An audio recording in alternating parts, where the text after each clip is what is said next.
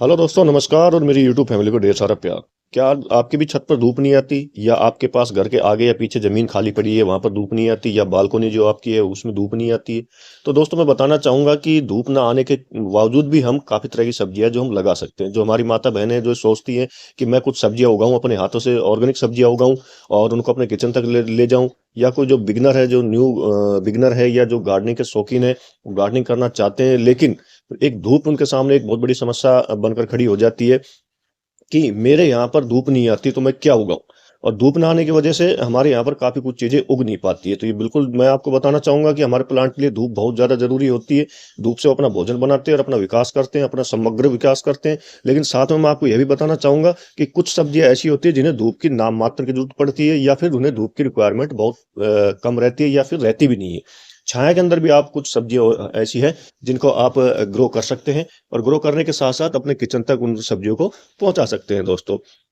तो इस कड़ी में दोस्तों जुड़े रहिएगा। मैं हूं मनदीप और आप देख रहे हैं organic kitchen garden on terrace. मेरे यूट्यूब चैनल पर आपका हार्दिक अभिनंदन है, और उम्मीद करता हूं मैं जो वीडियो बना रहा हूं आपको काफी पसंद आ रहे होंगे। तो वीडियो को लाइक करें, चैनल को सब्सक्राइब करें, और जो मेरे नए व्यूअर्स है जो पहली दफे मुझे वॉच कर रहे हो तो दोस्तों मुझे सब्सक्राइब कर ही ले, क्योंकि जो आज का वीडियो होने वाला है निसंदेह बहुत ही ज्यादा फायदेमंद और लाभकारी होने वाला है। क्योंकि आज की वीडियो के अंदर मैं आपको बताने वाला हूँ कि किस तरीके से हम हमारे छत पे धूप नहीं आती है, छाया रहती है परमानेंट, या केवल और केवल 1-2 घंटे की धूप आती है, तो उसके अंदर भी हम कुछ सब्जियां, ऐसी चुनिंदा सब्जियां हैं जिनको हम लगा सकते हैं, उगा सकते हैं, और अपने किचन तक उनका उत्पादन पहुंचा सकते हैं पूर्ण रूप से ऑर्गेनिक तरीके से। छाया में उगाई जाने वाली सबसे पहली प्रमुख सब्जी आ जाती है दोस्तों, वो है मेथी। विंटर का सीजन चल रहा है और मेथी के बिना तो एक्चुअली किचन अपना अधूरा ही रहता है। तो छाया के अंदर आप सबसे बढ़िया बेस्ट तरीके से मेथी का उत्पादन बहुत बढ़िया तरीके से ले सकते हैं। बस फर्क इतना पड़ता है कि जहाँ मेथी को धूप की जरूरत पड़ती है तो उसके क्या है, ये पत्ते जो होते हैं पत्ते चौड़े हो जाते हैं। ठीक है, ये जो पत्ते होते हैं पत्ते चौड़े हो जाते हैं। अन्यथा अगर आप छाया में उगाते हैं तो इसके पत्ते हल्के से थोड़े छोटे रहेंगे, और ये टाइम से पहले अपने फूल देना शुरू कर देती है। तो इसलिए हम छाया के अंदर इसका दोस्तों बहुत बढ़िया बेस्ट रूप से उत्पादन अपने यहाँ ले सकते हैं। आप देख सकते हैं ये परमानेंट गमला मेरा छाया के अंदर रहता है, और इसके अंदर बहुत अच्छे रूप के अंदर दोस्तों मेथी आपके सामने निकली हुई है, उगी हुई है। मेथी की तरह दोस्तों दूसरी जो हमारी लीफी सब्जी आ जाती है वह है दोस्तों धनिया। आप धनिया को भी बहुत आसानी से छाया के अंदर ग्रो कर सकते हैं। बस फर्क इतना पड़ेगा कि उसकी थोड़ी लंबाई लेंथ नहीं बढ़ पाएगी, लेकिन पूर्ण रूप से आप देख सकते हैं धनिया कितना हेल्दी होता है। ठीक है, अगर आपको नॉर्मल अगर 10-15-20 मिनट या 1 घंटे की धूप कहीं आ जाती है तो बहुत ही बेस्ट होता है धनिया के लिए। नहीं तो आप धनिया को भी छाया के अंदर बहुत अच्छे रूप से ग्रो कर सकते हैं, जैसा कि मैं अपने टेरिस गार्डन पे किए जा रहा हूँ। ये कुछ एरिया ऐसा है जहाँ मेरे टेरिस गार्डन पे छाया रहती है परमानेंट, धूप आती नहीं है। तो यहाँ पर आप देख सकते हैं पूर्ण रूप से धनिया अच्छे अपनी रुख के अंदर दोस्तों उपज किए हुए है, और बढ़िया रुख के अंदर दोस्तों चले जा रहा है।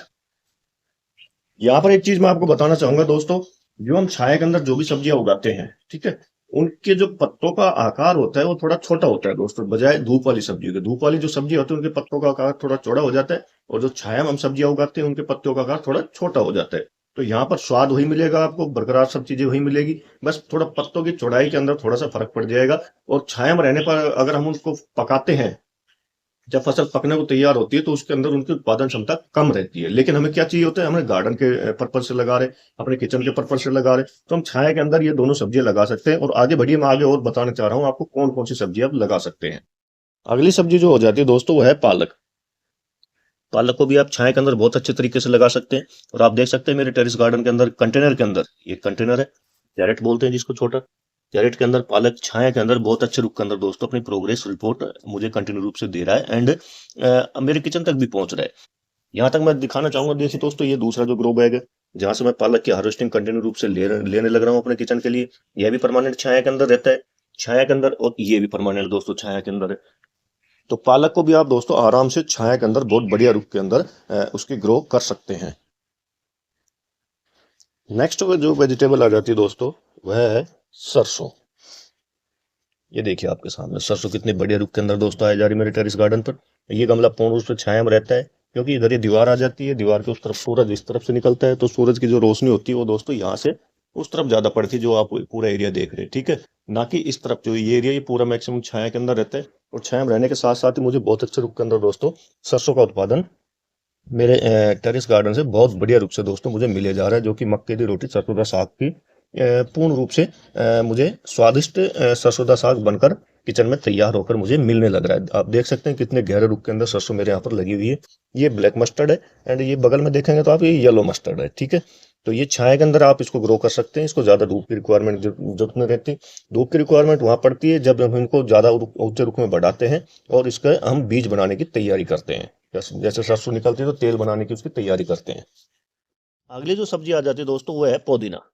पुदीना को धूप की बहुत ही कम रिक्वायरमेंट रहती है। आप देखते होंगे कि घरों में भी किसी पेड़ के नीचे या इस तरह पुदीना खूब अपने आप को गहरे रुख में बना के रखता है। पुदीना को दोस्तों एक्चुअली क्या चाहिए होता है, पानी की मात्रा थोड़ी ज्यादा चाहिए होती है। उसकी मिट्टी के अंदर मॉइस्चर बना रहना चाहिए, नमी बनी रहनी चाहिए, पानी रहना चाहिए, पानी खड़ा नहीं रहना चाहिए। मतलब पानी की मात्रा उसके अंदर सफिशिएंट होनी चाहिए। ऊपर से उसकी मिट्टी पूर्ण रूप से गीली दिखाई देनी चाहिए, तब तो पुदीना आपका बहुत भयंकर रूप से आपको फैलता हुआ दिखाई देगा। और इसको धूप की रिक्वायरमेंट बिल्कुल भी नहीं रहती है। कभी वैसे नॉर्मल तरीके से देखा जाए तो कभी 10-15-20 मिनट की कोई धूप मिल गई ठीक है, नहीं तो ये छाया के अंदर भी अपने आप को बहुत अच्छे रूप के अंदर ग्रो कर सकता है और बहुत बढ़िया बढ़िया रूप के अंदर ग्रो करते हुए आपको बढ़िया उत्पादन दोस्तों किचन के लिए दे सकता है।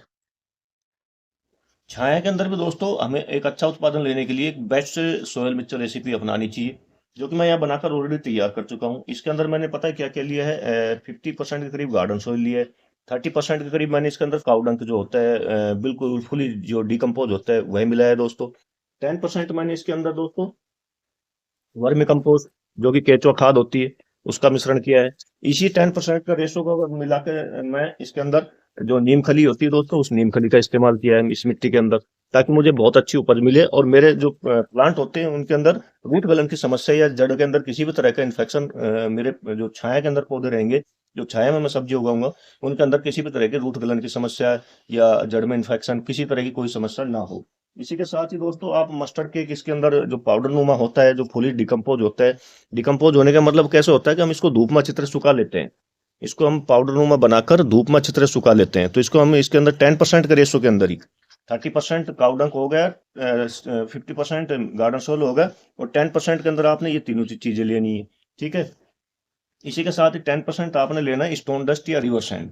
उससे क्या बेनिफिट होगा कि लगातार पौधा छाया में रहेगा तो उससे जो पानी रहता है वो गमले के अंदर या जो आपका पॉट है जो आपने जिसमें मिट्टी सोयल भरकर तैयार की है उसमें पानी दोस्तों भरा खड़ा नहीं रहेगा। पानी उसमें रिस्क है, एक्स्ट्रा पानी जो होता है ड्रेनेज होल के जरिए दोस्तों बाहर निकल जाएगा। पौधे को जितनी रिक्वायरमेंट रहेगी उतना ही पानी दोस्तों पौधे को मिलेगा, तो छाया के अंदर भी पौधे दोस्तों बहुत बढ़िया रूप से ग्रो करेंगे। अभी दोस्तों मैं आपसे बात करना चाहूंगा जहां पर आपकी बालकनी में या छत पर या घर में जो आगे पीछे जमीन खाली है उसमें करीब करीब 1-1.5 घंटे की धूप अगर आ जाती है तो आप उसके अंदर कौन कौन सी सब्जियां लगा सकते हैं। सबसे पहले नंबर पर दोस्तों मैं प्रायोरिटी दूंगा मटर को। आप इस वक्त मटर लगा दीजिए। जहां कम धूप आती है करीब करीब 1 घंटे की धूप भी अगर मटर को पौधे को मिल जाती है तो दोस्तों बेस्ट बेनिफिट होता है। बहुत अच्छे रुख के अंदर आप पूर्ण रूप से ऑर्गेनिक मटर का आनंद अपने टेरिस गार्डन से या अपने जहाँ बालकनी में आपके पास लगा रखी है तो अपने किचन तक दोस्तों पहुंचा सकते हैं। एक्चुअली दोस्तों मटर के पौधे को क्या होता है कि नमी चाहिए होती है प्लांट के अंदर। एक बेस्ट सोयल मिक्सचर अगर आपने बना दिया है तो उस नमी के सहारे ही वो अपने आप की ग्रोथ कर लेता है और करीब करीब 1 घंटे की उसको धूप मिल जाए तो बहुत बेस्ट मानता है अपने आप को। तो आप इस वक्त आपके टेरिस गार्डन में करीब 1 घंटे की धूप आती है तो मटर लगाना बिल्कुल ना भूलें। नेक्स्ट है दोस्तों है चुकंदर। आप चुकंदर बिल्कुल लगा सकते हैं जहां पर आपके करीब करीब 1 घंटे की धूप आती है अपने टेरिस गार्डन पर, तो चुकंदर आप बिल्कुल जरूर लगाइए। मैंने यहाँ पर देख सकते हैं छाया के अंदर मेरे चुकंदर है। खूब बड़े चुकंदर दोस्तों पौधा अपने आप को बढ़ाने के लिए पूर्ण रूप से तैयार हो रहे हैं, ठीक है। और कुछ चुकंदर के सीड से जो मैंने बाद में जर्मिनेट किए थे देखिए आप जर्मिनेट हो चुके हैं। छाया के अंदर रहता है पौधा, करीब करीब 1 घंटे की धूप इसको मिलती है तो ये देखिए और चुकंदर के पौधे भी यहाँ पर जर्मिनेट हो चुके हैं दोस्तों। अगली जो वेजिटेबल आ जाती है दोस्तों जिसको करीब करीब 1 घंटे की धूप चाहिए होती है आपके सामने, यह है दोस्तों सलजम। आप देख सकते हैं सलगम खूब अच्छे रुख के अंदर मेरे टेरिस गार्डन पर लगी हुई है और नीचे भी दोस्तों बनना शुरू हो चुकी है देखिए आप, ठीक है। सभी प्लांट के अंदर दोस्तों बनना शुरू हो चुकी है। तो आप छाया के अंदर भी सलगम को लगा सकते हैं। इसको करीब 1 घंटे की धूप मिल जाए तो बहुत ही बेस्ट रहती है और 1 घंटे की धूप के अंदर ही अपने आप का समग्र विकास दोस्तों कर सकती है। आप देख सकते हैं अंदर के अंदर पूरे प्लांट के अंदर सलगम नीचे बनना शुरू हो चुकी है। तो आप इसमें सलगम लगाना बिल्कुल ना भूलें। छाया रहती है तो डोंट वेरी, घबराए नहीं। छाया के अंदर क्या होगा कि इसका जो साइज होता है वो थोड़ा छोटा बन जाएगा, ठीक है, बड़ा नहीं बन पाएगा। और 1 घंटे की धूप इसको मिल जाती है, 1-1.5 घंटे की धूप, तो ये अपने पूर्ण रूप से जैसे मार्केट के अंदर आपको बड़े बड़े शलजम मिलते हैं उस तरीके से अपने आप को कन्वर्ट कर लेगा। अगली जो सब्जी आ जाती है दोस्तों मूली। आप देख सकते हैं यहाँ पर मूली मेरे गार्डन के अंदर बनी हुई है। और ये जो मेरे गार्डन का कॉर्नर है, ये पूर्ण रूप से छाया के अंदर रहता है परमानेंट, ठीक है। क्योंकि सूरज वहाँ से आप देख सकते हो उस डायरेक्शन से ऊपर से सूरज आता है तो उसकी रोशनी दूर रहती है, या इस कॉर्नर के अंदर उसकी परमानेंट रोशनी बिल्कुल नहीं मिल पाती है, ठीक है।